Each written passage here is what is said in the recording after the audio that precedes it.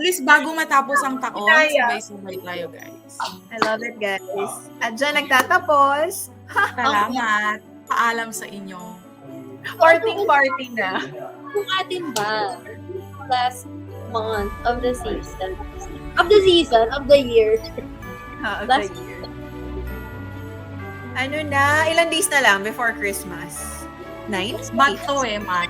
Wait lang. 9, 17? 8 days na lang. 8 days na lang. 8 na lang. 8 Nag-compute days na pa sobrang kami. lapit na. 8 days na lang. Grabe, lapit na. So, ano sa Record kayo sa mga 8 days na lang so baka pag napanood nyo to, baka 3 days na lang. 3 days or mismong Christmas na. Pero ano yun, tapos na kayo sa mga shopping nyo. Like, Hindi. napapagod ba kayo pag Christmas season? Kasi ako napapagod ako kasi ang daming nangyayari. Depende sa nangyayari siguro. Kung puro ano yan, Kung puro party, party and okay lang. kainan, it's okay. I don't get tired. Pero pagka pag may magtatawag ng meeting, parang napapagod ako. Parinig ba yan? So guys, December na. ako, tawagin niyo lang po ako. Isa na natin ang ating work chapter. Yes. This Oo, is kota na kami. ito ang hudyat ng pagko-close ng 2025 namin. Oo. Actually, June pa lang kota na kami sa Oo, workload. tama yan. Ranting pala. So pagod. Pagod ang December kasi ang dami talaga nangyayari. Yes. Alam So, na kapag, babalik yung tita mo. yes, yung aking hindi mo siya OFW technically.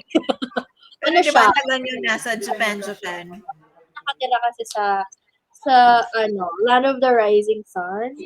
So, paano yun? Di ang dami yung eksena ngayon sa bahay nyo. Like, ano yung mga, ano kayo, like, Noche Buena, talagang kailangan complete, gano'n. On Christmas, tsaka sa New Year talaga. Ang dami nangyayari. Bukod sa nagsisimula pa lang ang Christmas namin ng December 15, kasi simbang gabi, mandatory yun. Tapos yung ginagawa niyo, yung walang gagalaw ng pagkain hanggang mag-12. As in, mamatay kayo sa gutom, pero 12 tayo kakain. Parang gano'n. Ay, hindi naman, pero dati ganun. Yung talagang aesthetic lang siya hanggang 12 midnight. So, ayun, may Noche Buena din kami. Tapos, lalo na kapag marami ka extended family. So, itong araw na to, party lang natin. Tapos, the next day, magpa-party din sa ibang bahay. Ganun, di ba kayo? Ganun kasi kami. Iba-ibang bahay yung party. Ay, kami pag yung Noche Buena, ang tawag doon, tama, Noche Buena, sa bahay lang. Pero yung Christmas lunch the next day, yun na yung parang buong mother side ng family. Nag-Christmas lunch. Yun yung tawag nyo din. Christmas lunch. Annual Christmas lunch. Lunch? Kami yung bahay namin yung talagang puntahan ng mga different relatives. Ang rich. Talagang pag-usapang bahay, Jumalin eh. Talagang. Ayun. Bought a house at Guys, the age of Christmas 28. traditions, di ba? So kayo, kung pupunta kayo sa ibang bahay ng family, yung bahay namin yung meet up, parang dun tayo mag-celebrate, dun tayo handa. Ba kayo or kayo ang nagluluto lahat? Kami ang nagluluto. Nung bata ako, kami nagluluto. Kasi yung lola ko, talagang very cookerist siya. Yes, cookerist. Tapos, ayun, masarap siya magluto din. May babalik ko yan sa bago mong bahay. Kasi ang tanong ko, paano now may bago ka ng bahay at the age of 28? Nabili mo dahil sa pag-ibig. Ano yung gawing tradition? Kasi bahay niya na yun. So, salamat talaga sa pagpasa sa akin ng buong topic na ito. Kala ko Christmas tradition yung luma. Yung uwi yan sa bago mong bahay. Wala pa ako dun sa pagtatapon ng mga coins. Wala ka pa doon? Ano na bang eksena sa bagong bahay mo? Hindi naman. Ibig sabihin, yung mga lumang traditions namin. Oo po. Tapos may pipila pa kami. Meron akong tita na namimigay ng 20 pesos pag Pasko. Tapos pipila ka sa kanya. Yung mga bagong papel, pipila ka. Yung alam mo, talaga sa bangko. Meron din kaming ganun. Tapos, yun nga. Yung pare-pareho kami ng t-shirt, kulay ng t-shirt. Talaga. The same thing, mag-picture kami, ganyan. Yun yung tradition namin. Kayo ba? Ikaw, Ate Jen, pag Pasko, yung Christmas Eve. Bukod sa Eve, Christmas lunch. antukin kasi yung nanay at tatay ko. So, ayun, till now, si mami antukin. So, parang before 12, kinakain na namin. Tama. Tapos parang sabi, may Christmas lunch naman bukas na lang mag-picture. Pero pa rin, Okay. naghahanda pa rin ng Noche Buena. Hindi lang talaga umabot ng 12. Tama. Parang Kasi parang sabi sa inyo, Jana. Actually, ang odd kasi ang Christmas namin na umaga parang wala lang. Noche Buena lang talaga kami kumakain. Mas ang lala ng ganap namin talaga pag New Year. New Hindi Year niya ang listahan ng lola ko sa mga kailangan niya gawin. Naniniwala ba kayo dun guys sa naglalagay ka ng bigas sa palanggana? Hala, hindi ko, ano para? Like, swerte siya? Bigas sa palanggana. Lahat ng pera niya na meron siya, ilalagay niya dun sa ilalim ng bigas. Tapos? Then, lalagyan niya yun ng itlog. Lalagyan niya yun ng bulak. And then, hindi niya yun pwedeng galawin up until 12 hanggang 3 kings. Ang tagal, Mi! Paano pag kailangan mo na ng pera mo? Kaya kapag sinasabi niyang magpalagay ka ng pera dito, hindi ko ginagawa kasi hindi ko makukuha yung pera ko. Hanggang 3 kings, ang tagal. Ganun siya. Dumadami ba yun pag nilalagay sa ilalim ng bigas? Hindi kasi si Lola magaling mag-ipon eh. Magaling siya sa financially. Magaling siyang mag-manage ng pera. Siguro dumadami naman. In fair. Kasi di ba, ang dami niya ng nice. Parang for prosperity. Di ba, 11:59? Nagpapang doon kami ng 1 minute to 12. Pagkatungtong ng 12, magsisindi kami ng wish candle. Naniniwala ba kayo? Hindi ko rin alam yun. Pwede yun. Kala yung grapes, alam ko. Yung sa love. Wala kasi kaming lamesang wish candle. Ilang kulay itong wish candle na to? Iba-iba yun. Tapos may iba-iba rin sa intention mo. May love, may career. Tapos kung ano yung naniniwala kami na parang this year, ito yung center ng year na yun. Ang ganda! Oh my God! At nagbubuhos siya ng asin guys sa buong bahay at barya. For anti-evil. Ayun, barya kami, hindi asin. Kasi mahirap linisin yung asin ni. Ay, bawal namin linisin, girl. Bawal namin siyang linisin hanggang 3 kings din. So talagang humihiga kami sa sa malagkit-lagkit. Ganon. Hindi magaspang yun. Magaspang, masakit sa paa. Pero pag inano namin, mag-aaway kami, like, parang naman sa inyo yan. Oo. Pero ano ba yung barya eh? Maganyan ako pag Chinese New Year. Yung Chinese, doon ako nag-ano ng bowl ng bigas, tapos nirollo yung pera, tapos ginaganon. Tapos ini-incense ko lahat ng kwarto every Chinese New Year pag 12 midnight. Yung lola ko talagang nasa ilalim siya ng bigas at di mo siya madudukot na gano'n. Wala naman. Ang unti na nga lang namin sabay may trust issues pa ako. Akin yung rolyo, yung side ko, yung Ayun yung naaalala ko talaga sa kanya. Saka parang as Filipinos, talagang kahit anong mangyari, maghahanda for New Year and Pasko. Parang yun yung napansin ko. Parang non-negotiable yun sa atin. Tapos parang ang sasarap ng handa. Diba kung nagpo-post na, like, ng the day after, yung mga handa, parang ang ganda ng table layout nila, ng spread nila, na parang doon marirealize, talaga napaka-special sa mga Pilipino ng... Kasi yung post yan sa Facebook, Merry Christmas from my family to yours. From my family. May entry na ba ang lahat? Oo. Nakapag-essay writing na ba ang lahat? Yes. Oo, tapos pare-pareho pa ng t-shirt, ang color. Nag-apply tayo pag Pasko. Ano natin yan? Passion natin yan eh. Parang yung buong taon natin, it all lead towards the Christmas celebration. True. Talaga? Oo, na parang, di ba? Na parang everyone is looking forward. Nag-iipon tayo ng malaki para sa Pasko, madaming handa. Nag-iipon tayo ng para makauwi for Pasko, para makasama yung, parang ganon lagi. Kasama siya sa budgeting mo, sa itinerary. Yung part ng ninang kayo, ganon.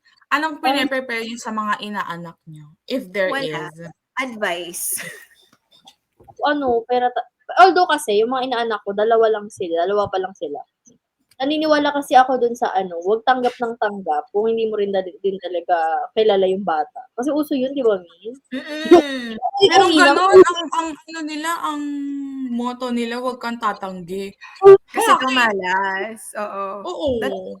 Dati naniniwala ako dun. Tapos parang yun, pag hindi ko naman masyado close yung nag-look. Di ba, May? Hindi ko naman yung kilala. Kasi ang purpose nga nun, dapat kilala ka ng bata, lalaki siya kung kilala ka niya. Ang lagay ba, magmamano lang pag Pasko. Di ba? Yung mga tita mong ang iinit ng ulo. Sorry, guys. Ako well, pagka lang tayo nakakaluwag-luwag, ganyan, bibigyan natin sila ng kaunti. Pamangkin mo kasi anak ng sister mo eh. So, diba? Iba yun. Iba yun. Mayabang ako doon. Kailangan ako yung pinakamayabang na tita at ninang. Ikaw yung pinakamalaking regalo. Ganun. Oo, ganon. Kailangan malaki siya. Kaya maghintay ka sa Pasko. Mahika!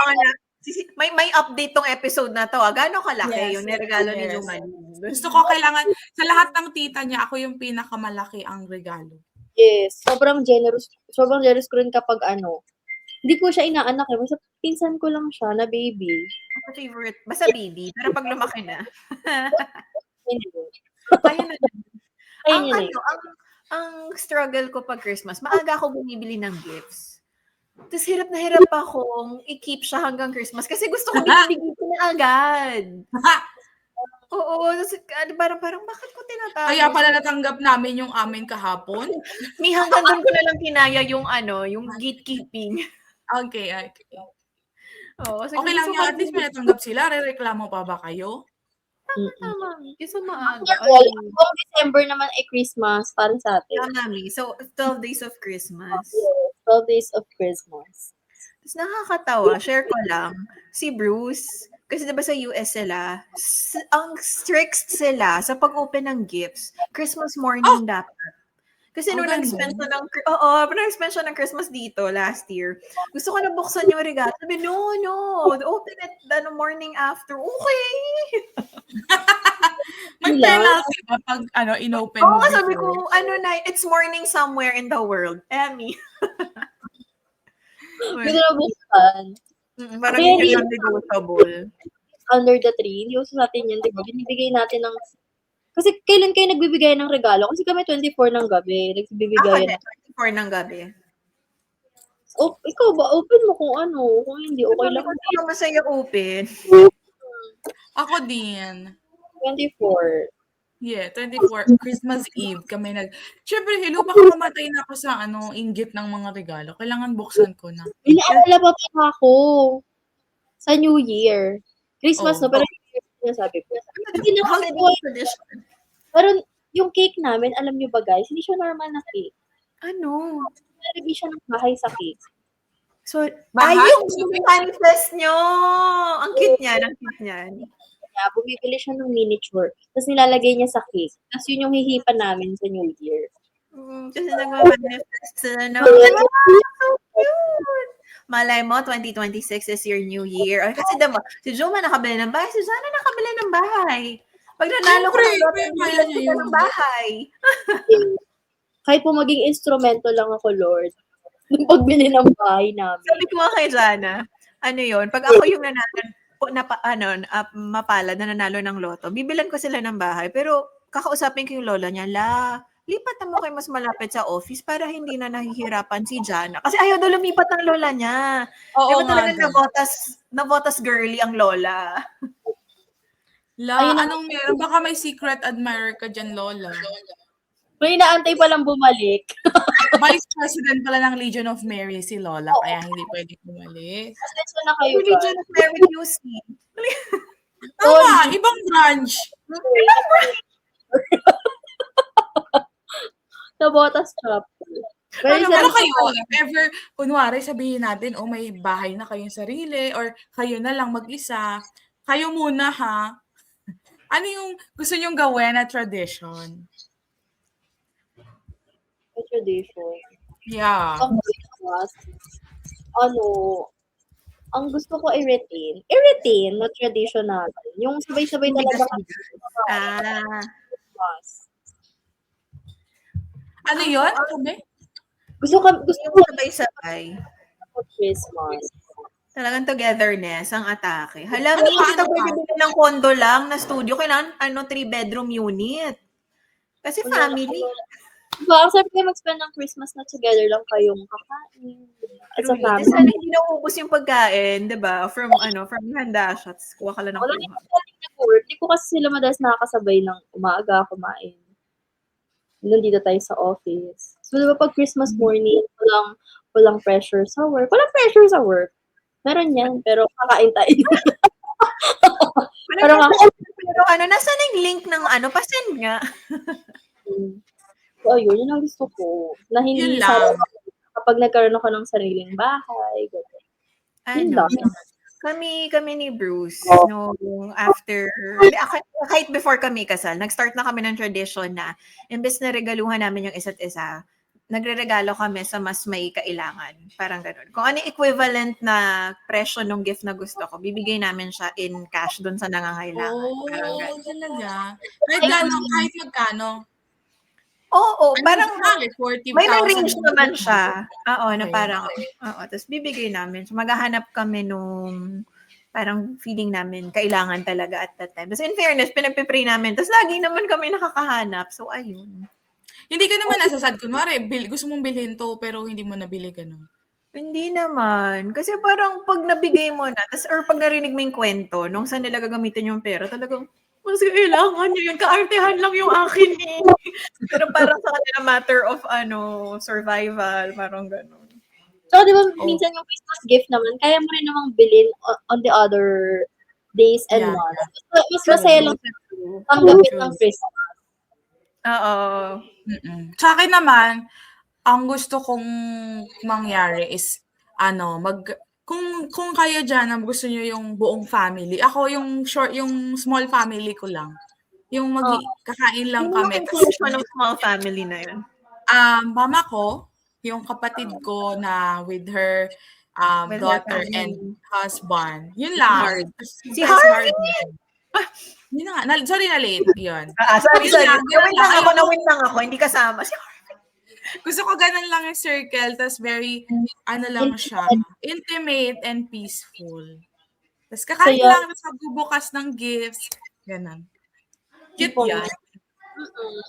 True. Yung, naalala ko lang, speaking of your mom, yung nanay ko naman, talagang nagluluto siya. Pero sinasabihan ko na siya, pwede naman tayo mag-order. Bakit talagang gusto niya siya pa rin yung nagluluto. May signature dish kasi siya, bopis, na hindi ko nakakain. Thank you, tita. Sige, natanong ko kayo sa January. Sige. Thank you, tita. Bopis! Talaga! Oh my God, papatikin mo yung legendary. Kala ko fried chicken yung favorite mo. Favorite ko din yun. Di ba baga yan? Atay? Atay lang ginagamit. Hindi nila hinahaluan ng ibang innards. Innards? Yumi, maanghang yan, di ba na may carrots? Sige, dadalan ko kayo January, guys. Thank you po, Ma'am Red. Ma'am Jeng Red! Kami ngayong this Christmas, mag-order lang kami. Pero yun dun ito sa San Juan na bahay nyo? Or dun sa bago? Sa new house. Yaman tayo from that! Thank you, Pag-Lord. Yun lang. Very maganda yung ating mga Christmas traditions, and sana magawa naman natin yung sariling atin na gusto natin. Kasi syempre, one day, magkakaroon din tayo ng sarili nating house and family. So, sana maging din siya, fruitful. Tama. Saka sa mga nakikinig, sa mga nakikinig, it doesn't, di ba ang message lang naman, it doesn't matter kung madaming handa or whatever. Basta kayo ay masaya with your family, that's already a very happy Christmas. Yes. Masaya pagbusog. Tama. At least yung i-celebrate ang Christmas the way you want it to celebrate. Huwag kayo ma-pressure. May nakikita nga ako na na meme pag Pasko, yung parang it doesn't matter if your Christmas celebration is simple. Kasi yung pinakaunang Pasko naman daw was spent in a manger. Yeah. Diba? Kasi si Jesus, doon lang siya. Hindi naman siya magarbo. So, huwag ka ma-pressure na When the sun is born. So, Let's rejoice. talaga yung sa Ayun, so yun, Merry Christmas! Happy episode 12. We survived. happy holidays to others. And next year, guys, promise maayos na yung audio namin. Tsaka HD na kami next year. Abangan nyo. Support supporting Toxilog sa aming dalawang viewer lang pala. Hindi pa tatlo? Tatlo tayo. Hindi man lang umabot ng tatlo. Hindi masyadong napapanood ni Ate Luca. Thank you so much, guys. Thank you. Merry Christmas and Happy New Year, guys. Party na kami. Pwede na kami mag-exchange gift. Bye!